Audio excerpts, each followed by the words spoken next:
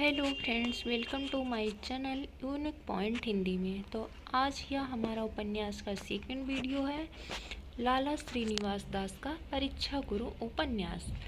तो पहले हम लाला श्रीनिवास दास के बारे में जीवन परिचय और उनकी रचनाओं के बारे में देखते हैं। उसके बाद हम शॉर्ट नोट्स के माध्यम से परीक्षा गुरु उपन्यास के महत्वपूर्ण तथ्यों के बारे में जानेंगे। तो आइए देखते हैं। लाला श्रीनिवास दास का जीवन, मृत्यु एवं रचनाएं।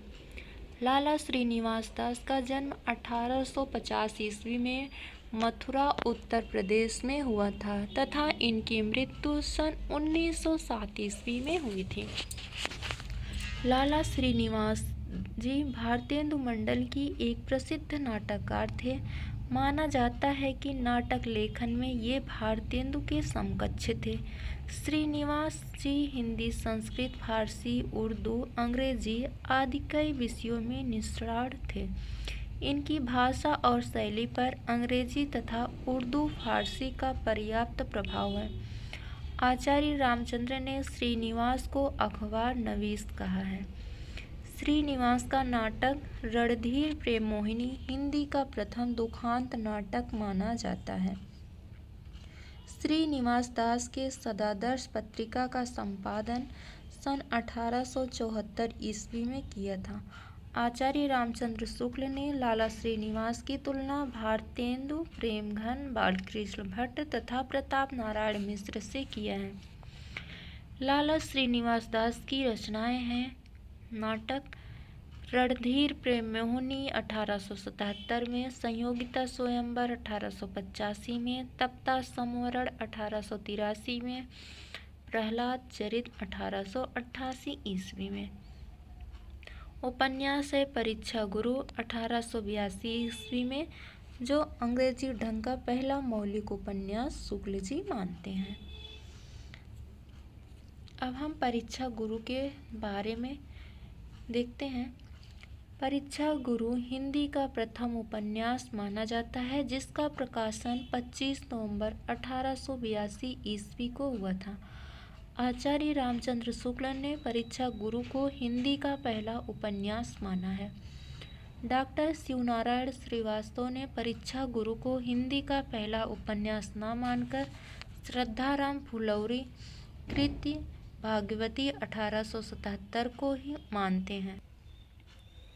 लाला श्रीनिवास दास ने अपनी इस पुस्तक को नई चाल की पुस्तक माना है, यद्यपि उन्होंने इसे उपन्यास न मानकर वार्ता ग्रंथ कहा है।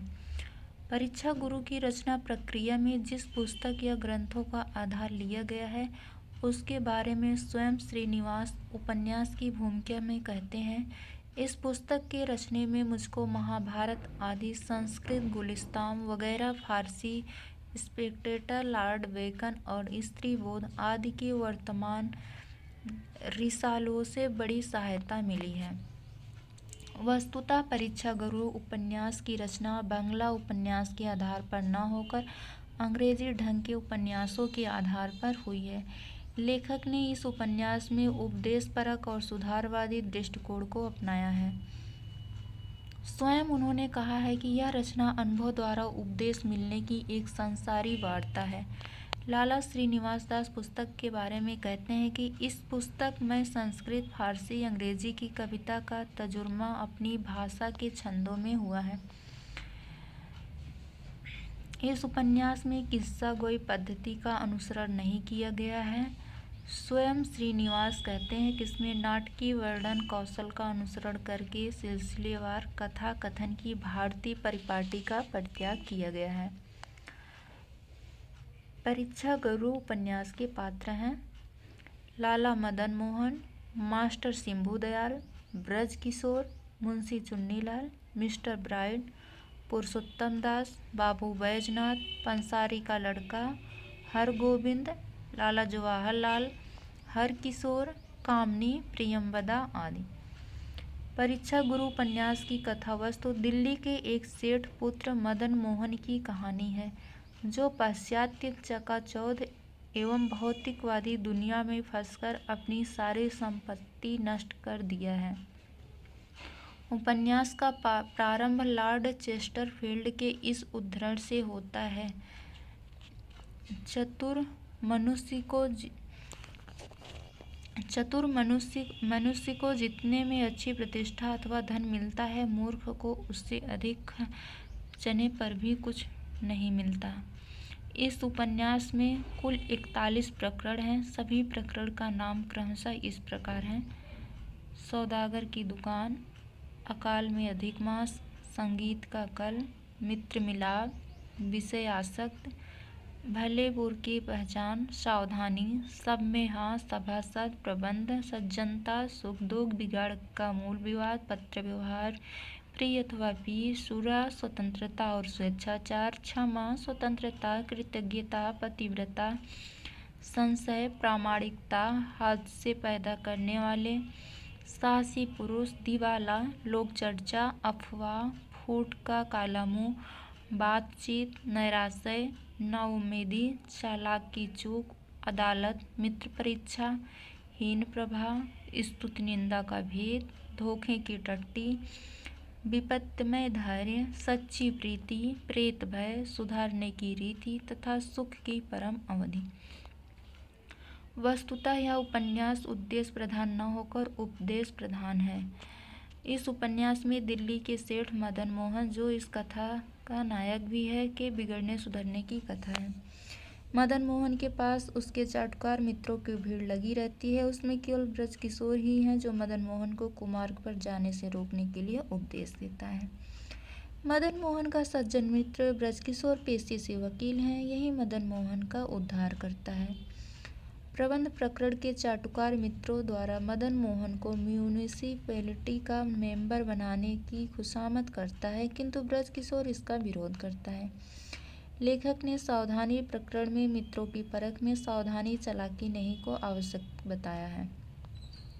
उपन्यास में मदन मोहन का स्वभाव सरल, सरस, भोला, भावुक तथा डरपोक है, इसलिए वह जल्दी ही शर्माता है, घबराता है तथा भाव चढ़ाता है।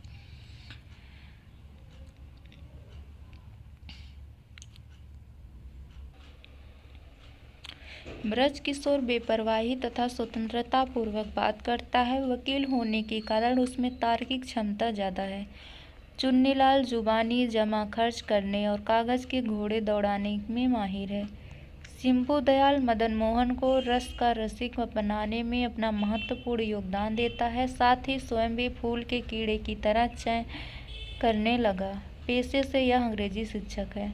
पंडित पुरुषोत्तम दास की अकल थोड़ी मोटी थी, इसलिए सभासदों ने उसे खिलौने बना रखा था। बाबू बैजनाथ में विद्या थी, पर उसके अनुसार व्यवहार न था। हाथी के दांत खाने के और दिखाने के और थे। बाबू बैजनाथ रेलवे में नौकर थे। उपन्यास में मदन मोहन का कुमित्र चुन्नीलाल, शंभू दयाल और बैजनाथ हैं, जो उसको हमेशा दुष्प्रवृत्तियों की ओर ले जाता है, जिसके कारण मदन मोहन जेल भी चला जाता है। मदन मोहन जेल में एक रात रहता है। मदन मोहन की पत्नी अपनी सभी गहने बेचकर लाला ब्रज किशोर की सहायता से मदन मोहन को जेल से छुड़वाती है। अपनी पत्नी का त्याग और कुमित्रों का कठिन समय में मुंह फेर लेना, इससे वह सीखता है कि सच्चा मित्र वही है जो विपत्ति में काम आए। यही परीक्षा उसकी गुरु बन जाती है। लाला मदन मोहन की पत्नी का नाम कामनी है। ब्रज किशोर की पत्नी का नाम प्रियंवदा है। परीक्षा गुरु उपन्यास में कम हिम्मत वाला व्यक्ति हकीम अहमद हुसैन है। इस उपन्यास में ज्येष्ठ, सावन और भादो महीने का जिक्र किया गया है। इस उपन्यास के पात्र अपने कार्य से ज़्यादा वार्तालाप तथा एक दूसरे की चापलूसी में ज़्यादा रुचि रखता है। इस उपन्यास का मूल कथा यही है कि जो बात 100 बार समझाने में समझ नहीं आती, वह एक बार की परीक्षा से भली भांति मन में बैठ जाती है। इसी कारण परीक्षा को गुरु कहा गया है। इस उपन्यास में इंग्लैंड और यूनान के दृष्टांत को रखा गया है। उपन्यास में मित्र धर्म का अक्षरशः पालन ब्रज किशोर ने किया है। लाला मदन मोहन जिस दुकान से कांच का सामान खरीदता है, उस दुकान का नाम मिस्टर ब्राइट है। भले बुरे की पहचान कराते समय ब्रज किशोर मदन मोहन को रामायण और महाभारत का उदाहरण देता है। लाला श्रीनिवास दास ने ब्रिटिश साम्राज्य का समर्थन करते हुए भी अंग्रेजों की आर्थिक नीति पर करारा व्यंग्य किया है। लाला श्रीनिवास दास पर दादा भाई नौरोजी और सुरेंद्र नाथ बनर्जी का अधिक प्रभाव परिलक्षित होता है। इन नेताओं ने भी अंग्रेजी शासन व्यवस्था का समर्थन किया था, किंतु उसकी आर्थिक नीति की कटु आलोचना की थी। इस उपन्यास में लेखक ने समाजवादी और पाश्चात्य जगत से आयातित फैशन परस्त संस्कृति का उपहास किया है। परीक्षा गुरु उपन्यास में आनंद मोहन हास्योन्मुखी सामंती संस्कृति का प्रतीक है। इस उपन्यास की भाषा में स्थानीयता का प्राबल्य है। इसी कारण अनेक शब्दों में स्वर लोप दिखाई पड़ता है, जैसे सकता, उसको, जानते, मिलता आदि। ने का सर्वत्र स्थानुसार प्रयोग किया गया, जैसे अपने, खाने, खर्चने, ठहरने आदि। कुछ शब्दों में ए का अ उच्चारण होता है, जैसे राजाओं, नाटकों, क्यों आदि। परीक्षा गुरु के बारे में विद्वानों की राय। डॉक्टर प्रताप नारायण टंडन। यह उपन्यास शिक्षाप्रद रचना है जो भाषा आदि की प्रौढ़ता और अस्पष्टता की दृष्टि से महत्व रखता है। एक जगह और टंडन जी कहते हैं कि नैतिक आदर्श और राष्ट्र प्रेम की जो भावना आगे चलकर उत्तर भारतेंदु काल के उपन्यासों में मिलती है, उसका सूत्रपात इसी युग में किया जा चुका था, और इस दृष्टिकोण से उपन्यास की अनेक प्रवृत्तियों का श्रेय इसी युग की रचनाओं को है।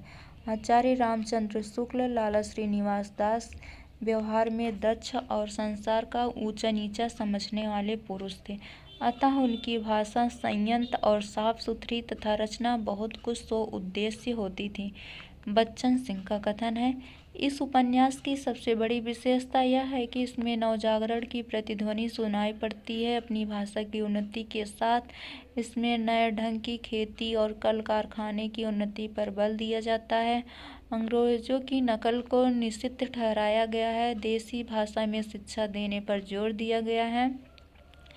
अखबारों की कद्र न करने की निंदा की गई है। पुरानी पीढ़ी की कर्मठता को अनुकरणीय बताया गया है।